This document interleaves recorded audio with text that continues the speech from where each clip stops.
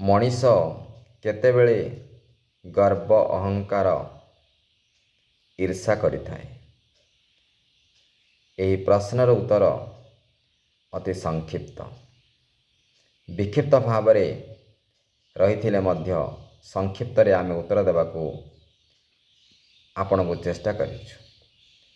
ଯେତେବେଳେ ଜଣେ ବ୍ୟକ୍ତି ସଫଳତା ହୋଇଯାଏ, ସଫଳତା ଆଡ଼କୁ ଚାଲିଯାଏ, ସେତେବେଳେ ଦୁଃଖ ଭୁଲିବା ଆରମ୍ଭ କରେ। ଆଉ ଯେତେବେଳେ ଦୁଃଖ ଭୁଲିବା ଆରମ୍ଭ କରେ, ସେତେବେଳେ ଗର୍ବ ଅହଙ୍କାର ମନକୁ ଚାଲି ଆସେ।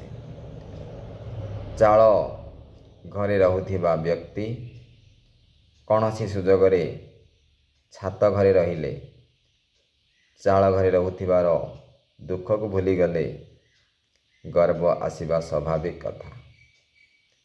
ଏକ ମୋଟିଭେସନରେ ଏସ୍କେ ଏଜୁକେସନ୍ ଟ୍ରାକ୍ ଆପଣମାନଙ୍କ ପାଇଁ।